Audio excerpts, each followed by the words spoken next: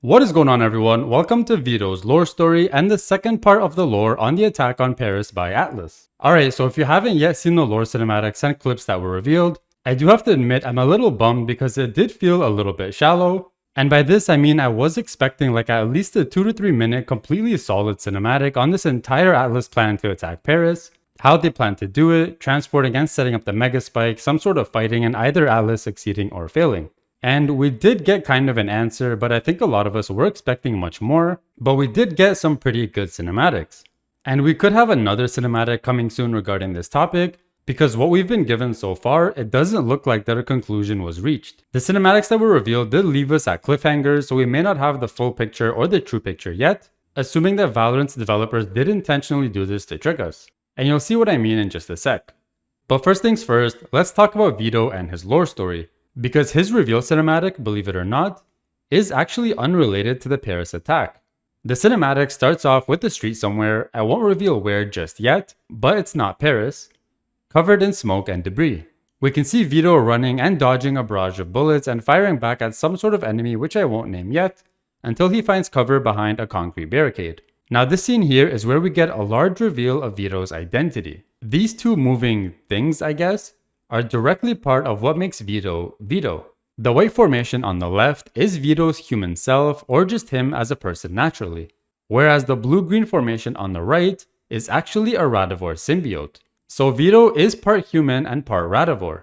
I'll get more to this in a sec as we continue breaking down the cinematic.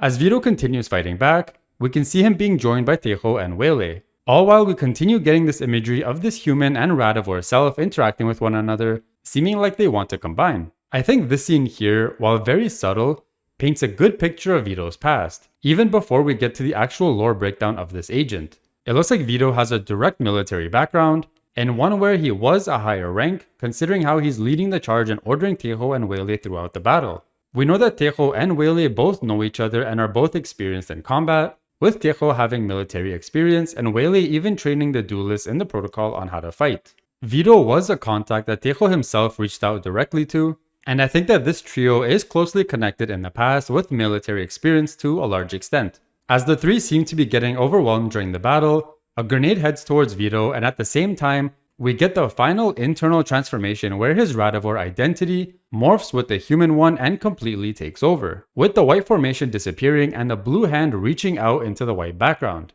Really strong imagery of a second self or second identity within Veto that is now reaching out and trying to break free. And as it finally does break free, we can see Veto change from his more vulnerable human self into a much more powerful Radivore being. Now this is where things get kind of confusing. You may have thought that this entire time we were in Paris and fighting off Atlas soldiers, but we're not. We're actually on the map Sunset in Los Angeles. And this is most likely Veto's backstory as to how he gained this Radivore part of him. A quick refresher on Sunset is that this map, which takes place in Los Angeles, is home to where Kingdom Corporation was working on Project Landfall, primarily studying and experimenting with Radivores. This is where Gecko was able to steal his Radivore friends that he currently has as abilities, and after the Valorant protocol attacked and shut it down, there has been a message playing on the speaker several times about a missing Radivore. And for the longest time, we all thought that this missing Radivore was Vice. This is because of her animal-like design, and several hints leading up to her release about this being the missing Radivore, but it was never really confirmed. And now I'm thinking that Veto is in fact the missing Radivore. Or maybe he stole the missing Radivore, or that the Radivore combined himself with Veto at some point in the past. I think this would conclude the discussion on the missing Radivore once and for all, and it does make a lot of sense because compared to Vice, Veto is very clearly part Radivore without much of a doubt. So this explains why we're on Sunset here, and it gives a good hint as to his backstory. This also probably takes place directly after he obtained this Radivore, and it's possible that these two white and blue things morphing together was a one-time thing of this Radivore trying to combine himself with Veto. Or it could be something that happens every time where it feels the need to take over and help Veto out at a time when he needs it. As Veto gets hit with the Brimstone Ultimate, his complete transformation into his Radivore identity happens and he changes from his human self into this blue powerful being that is basically immune to every ability. And this scene here is a great example as to how this Radivore symbiote takes over. We can still see his human self underneath in control of his body and actions, but he's allowed this Radivore form to take over. And if you haven't caught on already, yes, this is very similar to Venom. Except in Venom, Eddie is more or less infected with the symbiote and he doesn't have much control over it at first, until later where he learns how to work together with him. It's hard to tell how sentient Vito's Radivore really is, and how much control, if any, that it has over him, but to some degree, it looks like this Radivore may have a mind of its own, and can pretty much detect when it's needed and be able to take over. Moving on, we get some more examples of how different agent abilities and ultimates fail to work on Vito when he's transformed into this Radivore identity. We then get Waylay and Tejo joining the battle once again, and probably trying to escape the area due to all the heavy gunfire. I would assume that along with the Valorant Legion, there are some Kingdom soldiers fighting back as well. The cinematic ends with another flashback from the past where Vito is seen in his hometown in Senegal, where he receives a phone call from Tejo asking him to be a bodyguard for Mary at the First Light event. Alright, so we got a lot of information from this lore cinematic, which is pretty great because already Vito is given a lot of depth and his character is already way more complex than most of the agents, with him being able to control an entire second part of himself. I'm sure there is a lot more to Vito that we can uncover in his voice lines when he gets released, but for now this is what we can decipher based off the lore cinematics that have been released. Okay, so before we move on with the lore on the attack on Paris, let me quickly give a refresher as to what happened in the cinematic from yesterday. In that cinematic, Phoenix, Chamber, Tejo, Waylay, and Clove are seen in the Vulture heading towards Paris. As Phoenix continuously tries to reach out to his sister Mary, Killjoy notifies the team about her conclusive findings that Atlas has indeed developed a technology called the Megaspike. What this Megaspike does, along with what Atlas calls a relocator beacon, is that the detonation range is significantly larger than the normal spike, and with this, they can actually transport an entire area of land, as large as a city, directly out of Alpha Earth and into Omega Earth. And this is exactly what Atlas was planning to do in Paris. As Phoenix once again tries to reach out to Mary, he leaves her a voicemail about an upcoming danger heading her way, and to stay close to Agent 29, or Vito, who has been sent to protect her. Before he could finish, the Vulture is shot out of the sky and then we can see it heading towards the ground to crash.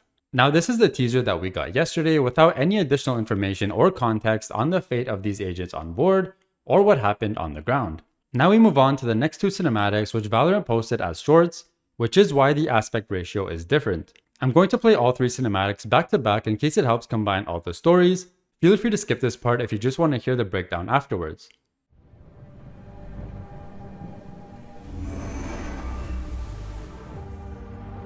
Come on, pick up.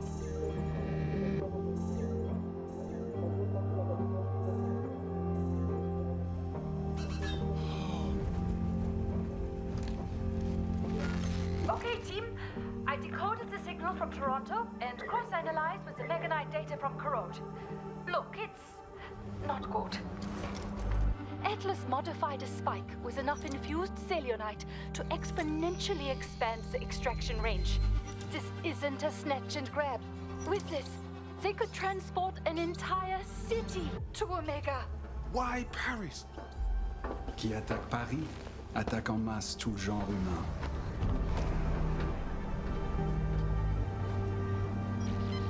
Hey, it's Mary. You know what to do. Hey sis, look, I can't say much, but something big is coming. okay? And I don't know if I'm gonna get there in time, so Look, we sent someone there to help you out. just listen to him, okay? And I'm sorry. And I'm sorry for being an idiot. Okay? But I promise, I'm coming. And I will.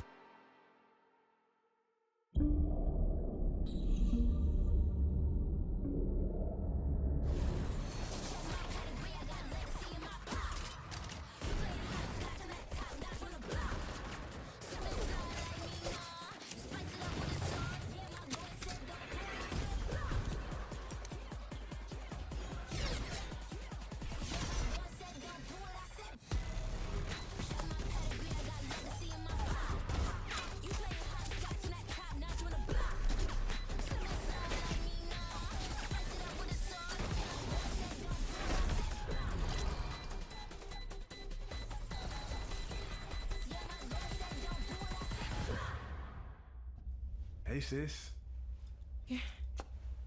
You're actually here. Did you think I'd miss seeing my little sister perform? I've got to get on stage. You're going to be here when I'm done, right? I'm not going anywhere. Knock 'em dead, sis.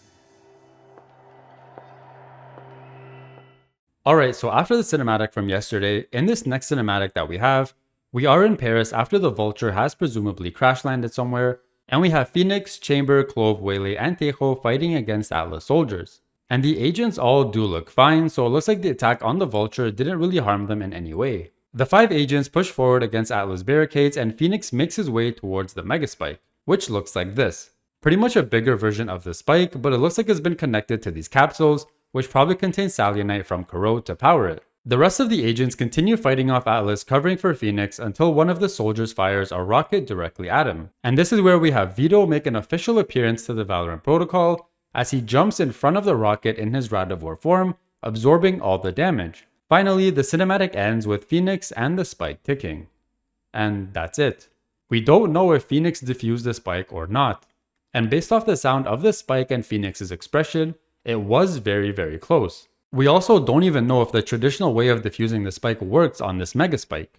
I would assume that Atlas would have changed it. Obviously, Valorant's developers intentionally left it this way to get us talking and thinking. And personally, I'm sorry, but I kind of want this Mega Spike to blow up just because I think it's a bit too cliche with the protocol making this last second heroic victory. And considering how much this lore was stretched out and how in-depth all the comms were between Atlas, the protocol, the lore on Corot, the lore on Phoenix, and just how everything came together, I feel like ending it off this way would just be too easy and too simple. We all expected something big, and although the Vulture was a big shocker when we saw that happen, it looks like it did end up being basically nothing, so that part of the lore has already lost its hype. And now I want to talk about the final cinematic connected to the Paris attack. We have Mary looking into the mirror, and she does look pretty sad, and then we see Phoenix come from behind and embrace her in a hug. Mary tells him that she needs to go on stage to perform and whether Phoenix will be there when she's done, and he promises that he'll be there. We then transition to her walking into a blue light with shouting in the background, like what you would hear in a concert, or during a disaster. Okay, so this cinematic really sets forward a whole bunch of new unanswered questions. Is this the real Phoenix? So far, we had Phoenix basically in a panic state, trying to reach out to Mary to warn her about this potential danger, apologizing to her for not being there and telling her that he's coming. And then in this scene, this guy just shows up and all he says is, "Hey, knock 'em dead." Like, what? Okay, yeah, Mary was in a rush to her performance, but everything about Phoenix here just seems really off. Even after their hug, the camera doesn't even show Phoenix anymore while he's speaking. We only get a quick shot of him approaching her and a hug, and that's it. I really do question whether this is the real Phoenix or not, and if we were to assume that the Mega Spike did end up exploding, then this would actually be Omega's Phoenix. Even when she walks out into the crowd to perform, the background crowd noises could be people screaming after the spike had exploded, and Paris was transported to Omega Earth.